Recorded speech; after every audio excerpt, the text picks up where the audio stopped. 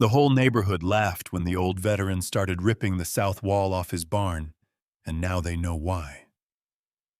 Frank Miller broke stubborn and wrapped in a thick red and black buffalo plaid flannel was just trying to keep his family standing through a Duluth winter that bites like a wolf. But when his loyal German shepherd Rex began pawing at the frozen doorway each dawn, Frank kept following him into that strange glass barn, glowing with sunlight like a mythic shield. Inside, while everyone else counted the last potatoes and prayed for spring green leaves kept growing.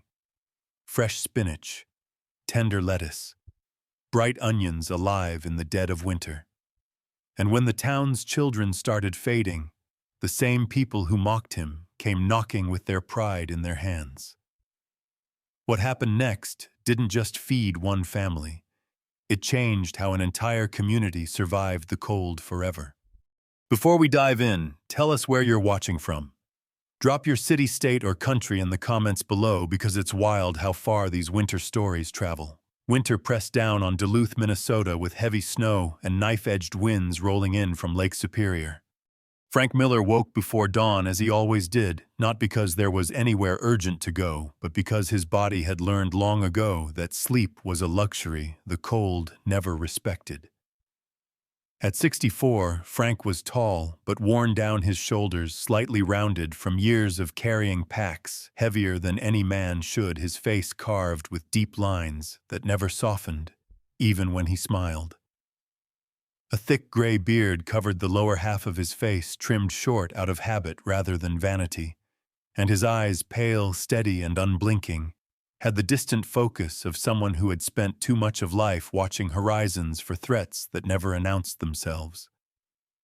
He lived alone on the edge of town in a weather-beaten wooden cabin that creaked like an old ship whenever the wind rose, and every morning he pulled on the same red and black buffalo plaid flannel jacket, the fabric heavy, the cuffs frayed, the smell of wood smoke permanently woven into it. The jacket had been with him longer than most people in his life, through moves, winters, funerals, and silences that stretched for years. Rex rose when Frank did. The German shepherd was 9 years old, large and broad-chested, his coat a mix of charcoal and ash gray, thick enough that snow clung to it like frost on pine branches. One ear tipped slightly forward, while the other leaned back, a small imperfection that gave him an alert, questioning look even at rest. Rex had slowed with age, but not with purpose. His movements were measured, deliberate, his amber eyes constantly scanning doorways, windows, shadows. He followed Frank without command, staying close but never underfoot, the way soldiers learn to move together without speaking. Frank had found Rex at a county shelter 8 winters earlier, ribs, visible eyes, wary. The kind of dog everyone assumed was too old and too damaged to bother with. Frank recognized the look immediately. It was the look of something that had survived by learning when to stay silent. That winter, Duluth prepared the way it always did. Neighbors' salted meat stacked firewood higher than their windows, and sealed root cellars packed with potatoes, carrots, and canned beans. Conversations at the feed store revolved around snowfall totals and how long supplies might last if spring came late, which it often did. Frank listened when he had to, nodded when politeness demanded it, but kept his thoughts to himself. Experience had taught him that explaining an idea before it proved itself was just another way to lose it. Behind his cabin stood an old storage barn left by a previous owner. Its boards warped, its roof sagging just enough to look tired, but not broken. While others prepared for winter by closing things up, Frank did the opposite. One morning, with Rex watching from a drifted fence line, he took a pry bar to the barn's south wall. The first plank came loose with a sound like a rib cracking. By midday, half the wall lay stacked in the snow, and sunlight poured into the barn in a way it never had before. People noticed. They always did when someone broke routine. Tom Caldwell was the first to wander over, hands jammed into his coat pockets, a man in his early 50s with a thick neck and a perpetual scowl carved into a wind-burned face. Tom had worked the docks most of his life, heavy-set and loud, the kind of man who believed survival came from strength and repetition. He stared at the missing wall, then at Frank. "You planning on freezing to death out here?" he asked, half joking, half not. Frank didn't answer right away. He was measuring a salvaged window frame against the opening, his movements careful, almost tender. When he finally looked up, he said only, "Winter sun still works." Tom laughed, a sharp bark of a sound, shook his head, and walked away, already telling the story to anyone who would listen. By the end of the week, most of the town had an opinion. Some thought Frank had finally gone soft in the head. Others said it was grief catching up with him, though few could say exactly what they meant by that. Frank had lost his wife Eleanor 12 years earlier to a slow illness that left him helpless in ways no enemy ever had. The loss had carved something hollow inside him, a quiet space where anger never quite formed and hope never stayed long. He wasn't unfriendly, just distant, and distance made people uncomfortable. Only Sarah Whitman stopped to ask questions. Sarah was in her late 30s, tall and lean, with pale skin that never quite lost its winter pink and brown hair, usually pulled into a practical braid. She worked part-time at the library and lived 2 houses down from Frank, raising a young son on her own. There was a gentleness to her, but also a firmness shaped by responsibility. When she saw the windows stacked near Frank's barn, each one mismatched, some cracked, others clouded with age, she didn't laugh. She frowned, curious. "What are you building?" she asked. Frank explained without enthusiasm, not expecting understanding. He talked about light angles, about stone floors, holding warmth, about whitewashed walls, reflecting heat. Sarah listened, arms crossed against the cold eyes, narrowing not with doubt, but concentration. "People are saying you're tearing down shelter when you should be sealing it," she said quietly. Frank shrugged. "Shelter isn't always walls," he replied. Day by day, the barn changed. Frank fitted salvaged glass into rough frames, sealing gaps with clay and straw packed tight by hand. Rex lay inside the barn while Frank worked the dog's body, soaking up the growing warmth, lifting his head whenever a sound approached. Frank painted the interior walls white, his brush strokes methodical, each pass covering dark wood with brightness. As he worked, memories surfaced, uninvited underground shelters overseas, the way heat lingered when stone and earth were used right, the way men survived not by fighting winter, but by redirecting it. He remembered nights when survival depended on details others overlooked, angles, timing, patience. The jokes grew louder as the temperatures dropped. Someone scrawled "Greenhouse Hero" in chalk on the feed store board.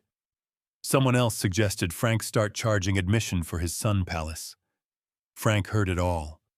He felt the old familiar tightening in his chest, the instinct to withdraw, to make himself smaller. But Rex pressed against his leg one evening, solid and warm, and Frank stayed where he was. He wasn't building for approval. He was building because something in him refused to accept that winter meant slow decay and quiet surrender. The first real cold snap came in late November, 30 below with wind. The town retreated indoors. Frank stepped into the barn at dawn, breath held thermometer in hand. Inside, the air was cold but alive, hovering just above freezing. The stone floor radiated a faint warmth. Rex exhaled slowly, tail thumping once. Frank closed his eyes for a long moment, not in triumph, but in relief. The idea wasn't crazy, it was working. Outside, the town slept under snow and certainty. Inside the glass-walled barn, light crept in like a promise no one else believed in yet. Frank stood alone with his dog, and the quiet understanding that sometimes the thing everyone laughs at is the only thing that keeps you alive. December arrived without ceremony, as if winter in Duluth had decided it no longer needed to warn anyone. Snow hardened into ridges along the roads, the lake wind sharpened, and the town's sounds grew muffled, swallowed by ice and distance. Frank Miller felt the change not in the thermometer first, but in his bones, an old ache in his left knee that had never healed right after a night patrol overseas, a reminder that the cold always collected its debts. He woke one morning to find Rex already standing at the door, body angled forward, breath fogging the glass ears, alert. The dog sensed the tightening before Frank fully named it. Winter was no longer arriving. It had settled in to stay. Frank pulled on his red and black buffalo plaid flannel, the weight of it grounding him, and stepped outside. The barn's glass wall caught the weak sun like a held breath, pale but present. Inside, the air was still alive. The plants were no longer seedlings now. Their leaves had thickened, darkened, learned how to wait. Frank ran his rough fingers along the soil and felt warmth underneath, not comfort, but survival. It was the same kind of warmth he'd felt in foxholes that had been built right places where men lived, not because they were brave, but because someone had paid attention to details others ignored. The town, meanwhile, began its quiet retreat. Firewood piles shrank faster than expected. Trucks groaned in the mornings. Engines' reluctant batteries dying overnight. At the general store, people spoke less about snowfall totals and more about how long supplies would last. Frank noticed who stopped making eye contact, who lingered by the canned goods aisle longer than necessary. He noticed because once, a long time ago, he'd watched young men realize too late that optimism didn't fill stomachs. Sarah Whitman came by again in mid-December, bundled in a gray wool coat that made her look even taller than she already was. She was all angles and restraint, with sharp cheekbones, softened by kind eyes, her brown hair escaping its braid where the wind worried at it. She stood at the edge of the barn, hesitant, as if crossing some invisible line. Frank invited her in without speaking, holding the door open, while Rex stepped aside politely, his tail swaying once. Sarah's breath caught as she entered. It wasn't warm the way a living room was warm, but it was alive, humid, smelling faintly of soil and green life. She reached out and touched a spinach leaf, careful, reverent. "I've never seen anything like this in winter," she said. Frank nodded.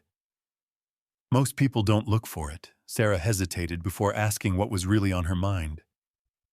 Her son Daniel had been pale lately, she said. Not sick exactly, just tired, quiet. Frank listened without interruption, his expression unreadable, then handed her a small bundle of greens wrapped in cloth. He didn't explain how to cook them or why they mattered. He trusted her to figure that out. She left with red eyes and straighter shoulders. Others watched from a distance. Tom Caldwell stopped laughing. He didn't come over, but Frank saw him standing across the road one evening, staring at the barn, like a man trying to solve a riddle he'd once dismissed as nonsense. Another neighbor, Elaine Porter, a woman in her early 40s with prematurely white hair and hands roughened by years of factory work, knocked on Frank's door one night. Elaine had always kept to herself, her posture defensive, her voice clipped, shaped by a life that had taught her not to ask for help lightly. She said little, only that her sister's youngest had sores that wouldn't heal. Frank listened, then filled a basket with what he could spare. Elaine's eyes shone with something like disbelief, then gratitude, then shame. Frank recognized the cycle. He'd lived it himself after Eleanor died, the humiliation of needing something you couldn't provide alone. Inside the barn, Frank adjusted his system constantly. He added more straw to the shutters at night, sealed a draft he'd missed near one window frame, shifted stones that weren't holding heat the way they should. He kept notes in a small notebook, the same habit that had once kept men alive. Rex followed him everywhere, nails clicking softly on stone lying near the warmest spots, rising whenever Frank paused too long. The dog had developed a habit of nudging Frank's hand with his nose whenever he stood staring at nothing, a grounding reminder to return to the present. As December deepened, the town's mood darkened. Children stopped playing outside. Windows stayed shuttered. Church attendance dipped not from lack of faith, but lack of energy. Frank harvested carefully, never taking more than the plants could spare, trimming leaves, instead of pulling roots, letting life continue slowly. He thought often of Eleanor then, of the way she'd tended her small summer garden, talking to plants as if they could hear. He wondered what she would have said about the barn. He imagined her laugh soft, surprised, proud. The thought hurt, but it also steadied him. One night after a storm that buried fences and erased roads, Frank woke to Rex growling low in his throat. It wasn't fear, it was alertness. Frank pulled on boots and stepped outside. The barn's glass wall glowed faintly under moonlight, reflecting off snow, an impossible quiet beacon. Inside, everything held. Frank exhaled slowly, the tension he hadn't admitted loosening just a fraction. For the first time since Eleanor's death, he felt something like trust, not in the future, but in the work of his own hands. Word traveled faster now, but softer. No one laughed anymore. They whispered. They asked Sarah. They asked Elaine. They asked each other whether Frank's barn really stayed alive when the rest of the world froze. Frank noticed the shift, but didn't respond to it. He had learned that ridicule was loud and temporary, but need was quiet and lasting. He would meet that when it arrived. For now, he focused on the light, the stones, the slow breathing of the earth beneath his boots, and the steady presence of a dog who understood without words that survival was rarely dramatic. It was patient, deliberate, and often misunderstood until it was too late to mock. January arrived like a verdict already decided, bringing blizzards that erased streets overnight, and cold so deep it felt deliberate, as if the land itself had chosen sides. In Duluth, Minnesota, the temperature dropped past 30 below and stayed there, not dipping and rising, as people hoped, but settling in with a patience that frightened even those who had lived their whole lives near Lake Superior. Frank Miller felt the winter tighten in ways no thermometer fully captured.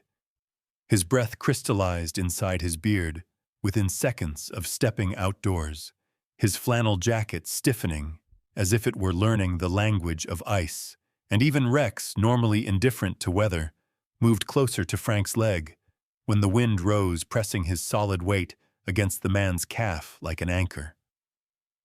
Rex was 9 now, his muzzle beginning to frost with gray, but his posture was still proud, shoulders squared, head-level eyes alert and thoughtful. The look of a creature that understood responsibility without ever needing to be told what it meant. Inside the glass-walled barn, however, the air told a different story.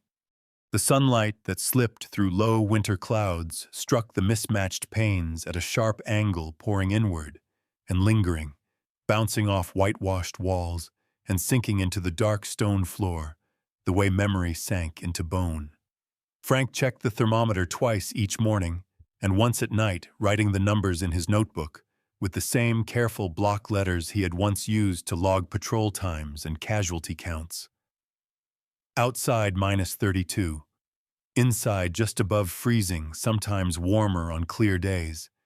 It wasn't comfort, but it was survival, and Frank had learned long ago that survival was built from margins most people ignored. The town, meanwhile, began to show the cost of its assumptions. Root cellars emptied faster than planned. Potatoes sprouted eyes that looked like accusations. Children grew quiet, their cheeks losing color, their energy draining away, as if winter were siphoning it directly from their bones. Frank noticed these changes the way he noticed everything else now, silently filing them away without comment. He saw Tom Caldwell's shoulders slump when the man came into the store, heard the edge creep into conversations that once held humor. Tom was a large man, thick through the chest and arms, his beard always untrimmed, his voice usually loud enough to dominate any room. But January had dulled him. His jokes disappeared, replaced by tight nods and long pauses. Frank saw him once standing in front of the barn, hands shoved into his coat pockets, staring at the glass wall without speaking, as if trying to decide whether pride weighed more than hunger. Sarah Whitman returned often now, sometimes with Daniel, her son, bundled so thoroughly that only his eyes were visible. Daniel was 7, thin and sharp-featured like his mother, with pale skin that showed every bruise and dark hair that never quite lay flat.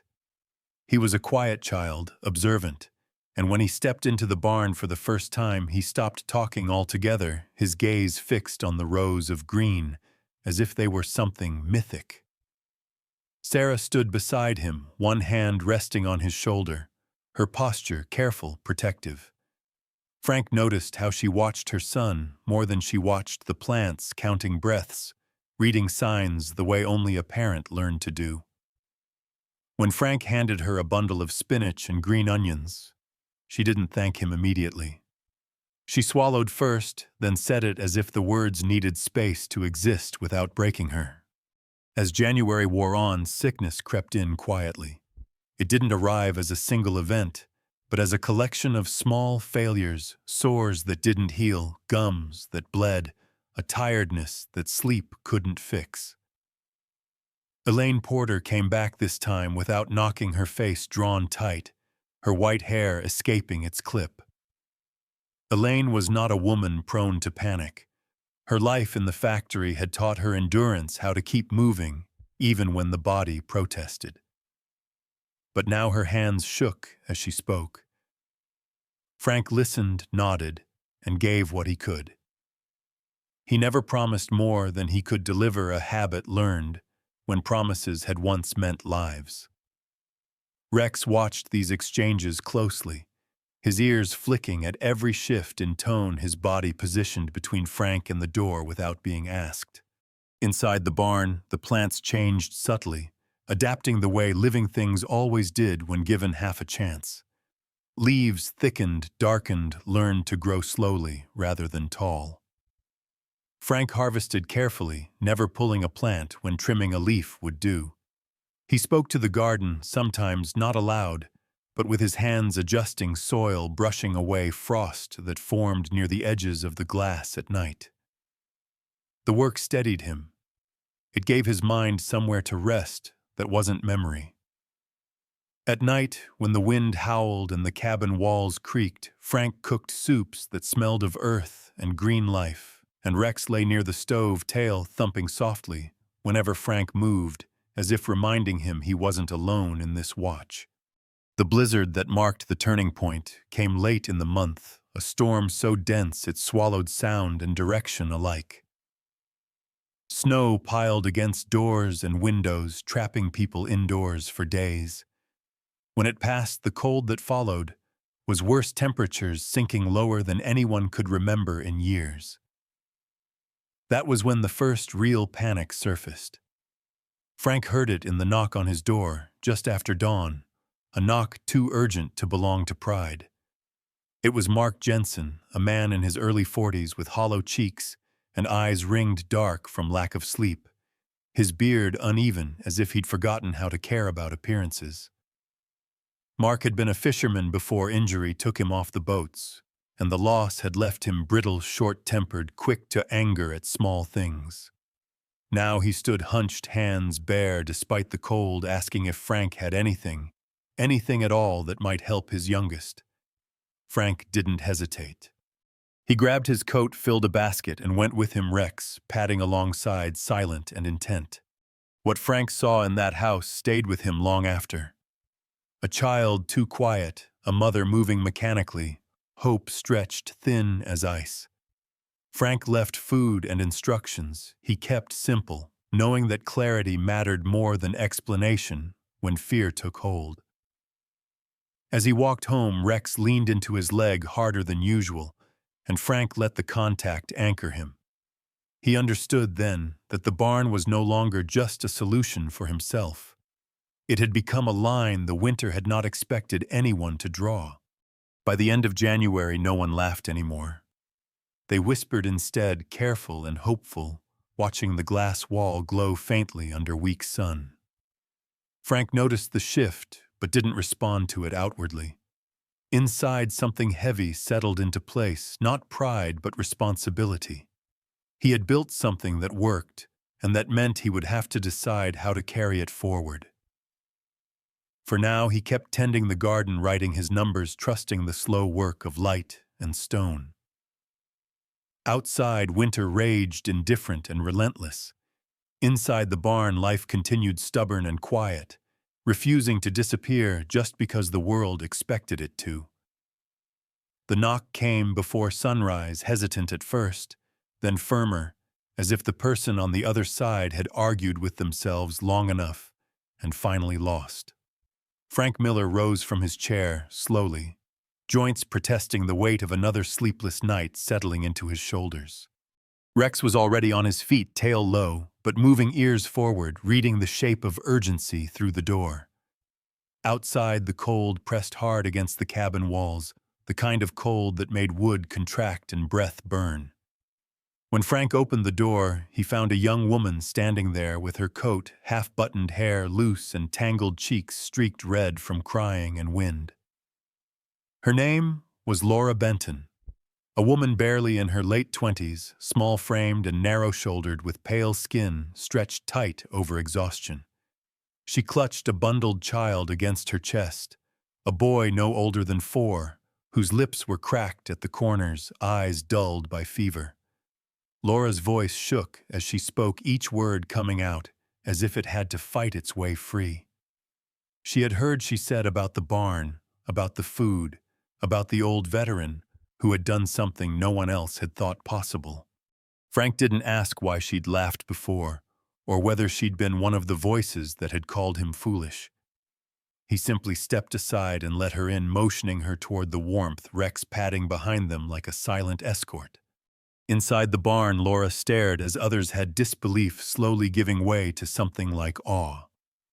The green of the leaves seemed almost violent against the white world outside, too alive to be real. Frank set the child down gently near the warmest part of the stone floor and knelt with the care of someone who had carried wounded men before. He examined the boy's mouth, the slow blinking of his eyes, the way his small hands trembled even at rest. Frank spoke little, but his movements were confident, deliberate. He gathered spinach-trimmed onion greens and showed Laura how to prepare them, his voice calm, even stripped of anything unnecessary. Laura nodded through tears, committing each instruction to memory, like a prayer she couldn't afford to forget. When she left, basket clutched to her chest. Her shoulders were still hunched, but her steps were steadier. She was only the first. By midday, the path to Frank's cabin was marked with footprints that hadn't been there the day before. People came in ones and twos, never in groups, as if they were ashamed to be seen needing something they had once mocked. There was an older man named Harold Quinn, his back bent so sharply it seemed he was always bowing to the ground, his beard thin and yellowed hands shaking as he spoke. He had been a machinist once, precise, proud, the kind of man who trusted tools more than people, but years of layoffs and hard winters had stripped that confidence away. He asked quietly whether Frank had anything that might help his gums stop bleeding.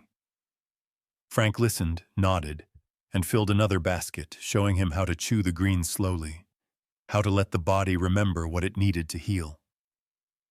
Harold's eyes filled with tears he didn't bother to hide. Tom Caldwell came near dusk. He stood at the edge of the yard for a long time before approaching, shoulders squared, as if bracing for impact. Up close, Frank could see how much weight Tom had lost, how the loud certainty that once filled him had been replaced by something brittle and thin. Tom's beard was flecked with gray. He hadn't bothered to trim his eyes, avoiding Frank's at first. When he finally spoke, his voice was low, stripped of bravado. His granddaughter wasn't eating, he said. She slept too much, cried too little. He had laughed at the barn. He had been wrong. Frank didn't respond with words. He turned, filled a basket, and handed it over. Tom took it with both hands, nodding once, a sharp, decisive motion, the way a man acknowledged a truth he could no longer deny.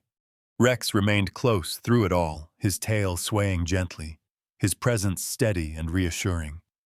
He moved aside for each visitor, sniffed their coats, accepted their hands when they reached down unconsciously to touch him.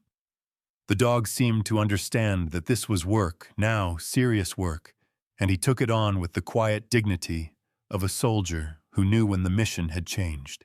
Frank watched Rex interact with the people, saw how shoulders relaxed under the dog's calm gaze, how fear softened into something survivable. As the days passed, the change in the town became impossible to ignore. Children who had been listless began to stir, color creeping back into their faces. Sores closed. Appetites returned. The fear didn't vanish, but it loosened its grip.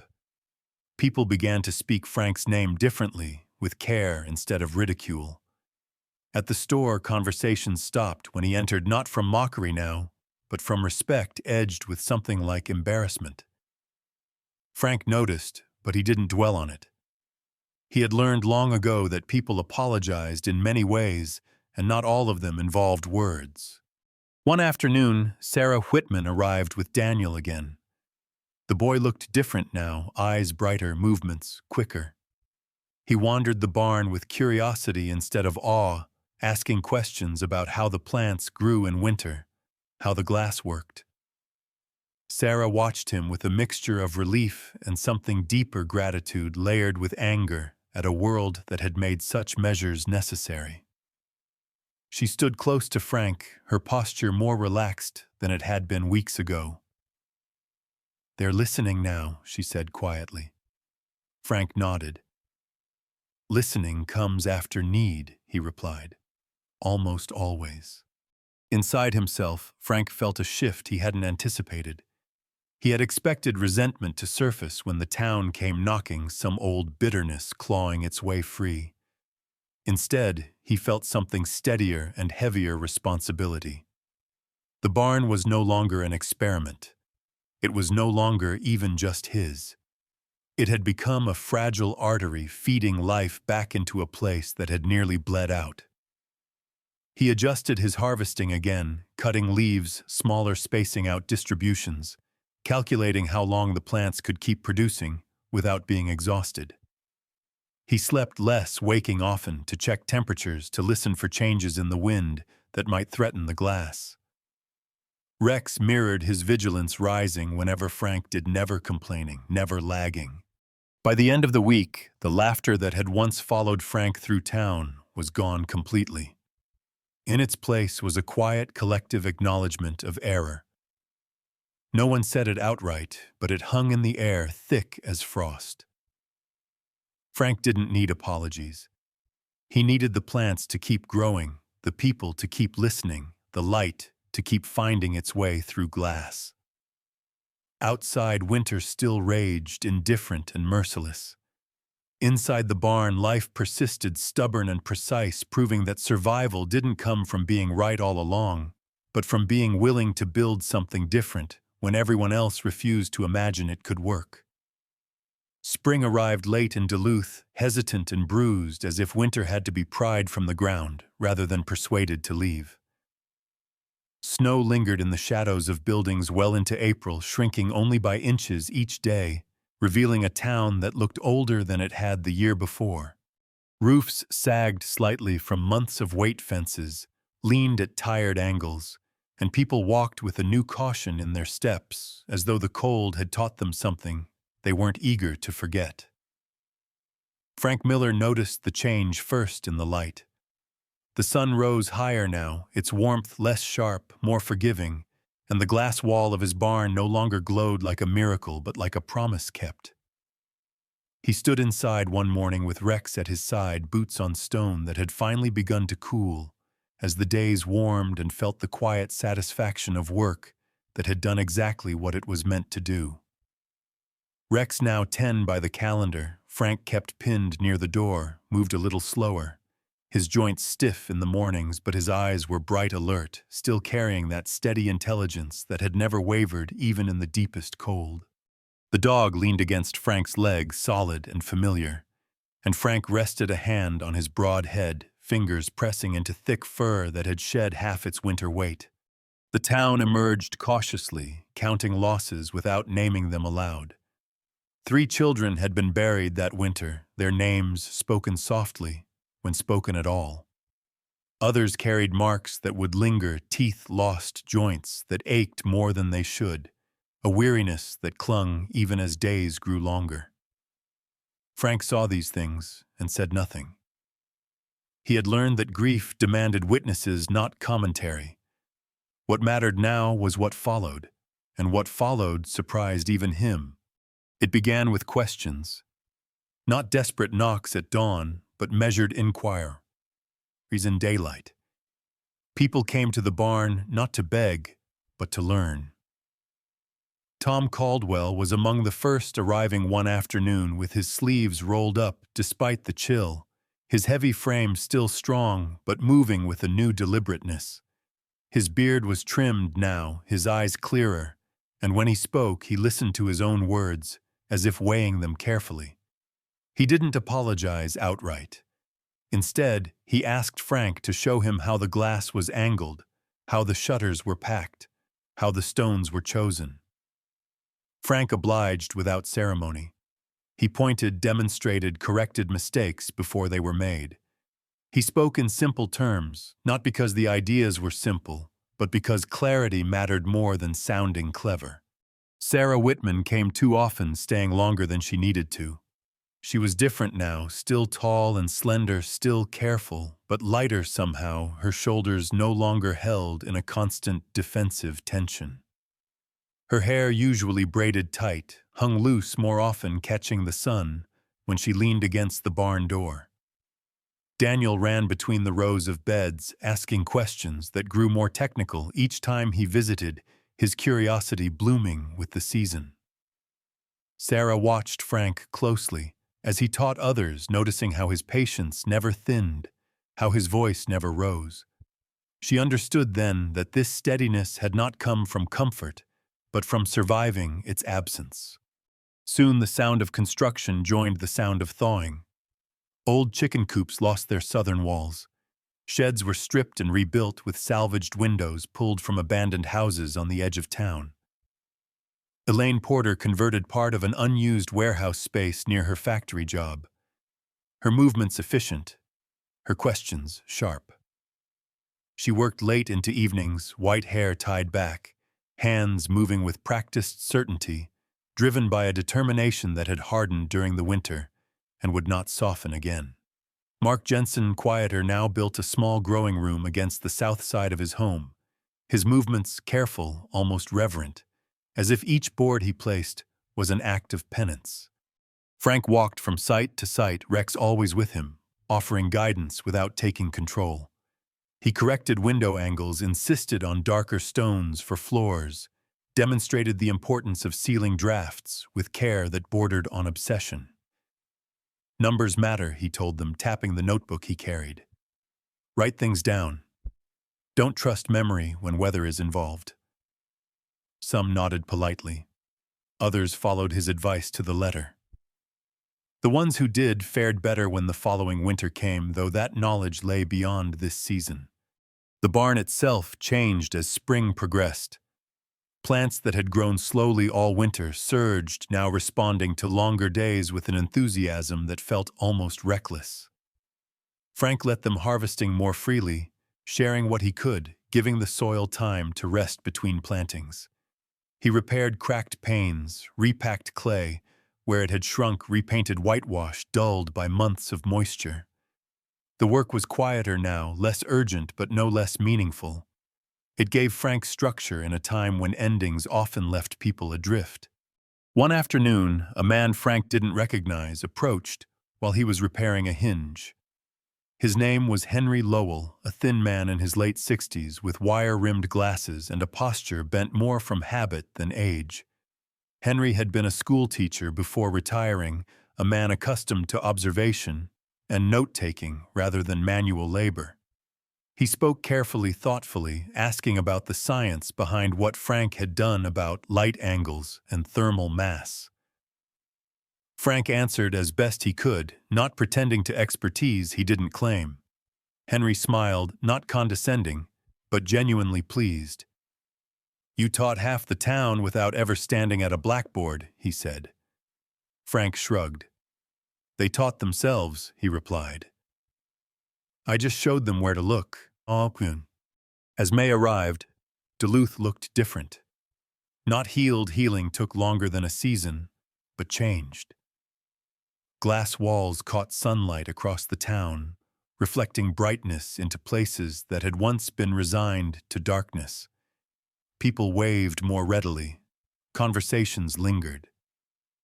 The winter that had nearly broken them became a shared reference point, a story told not with drama, but with understanding. Frank noticed that people no longer spoke of his barn as if it were his alone. They called it the first, not the only. Frank himself resisted any attempt to elevate him. When someone suggested writing an article for the local paper, he declined. When another talked about naming the method after him, he shook his head. Credit made him uncomfortable. He had learned in war that attention attracted danger, and in life that it often distorted truth. What mattered was that the work could be repeated, adapted, improved upon. He gave his notebook to Sarah one evening, insisting she make a copy first.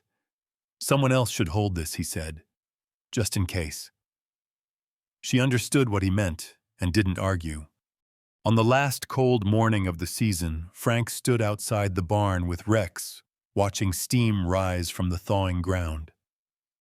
He felt the ache in his knee again, sharper now that the cold had retreated, as if the pain needed to remind him it hadn't left, only changed shape. He knelt slowly and rested his forehead against Rex's. "We did all right," he murmured. Rex responded with a low, contented sound tail thumping once.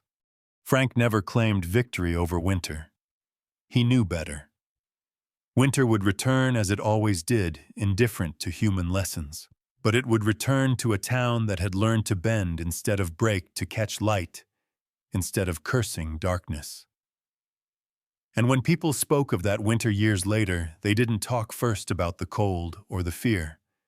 They talked about glass walls glowing against snow, about green leaves in January, about an old veteran in a red and black flannel jacket, and a loyal German shepherd who showed them that survival was not about enduring misery, but about finding another way through it.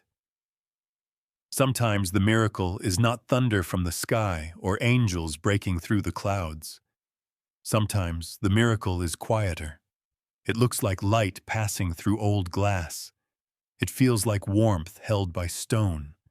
It sounds like a door opening when someone is afraid to knock. God does not always change the season for us. Very often, He teaches us how to live faithfully inside it.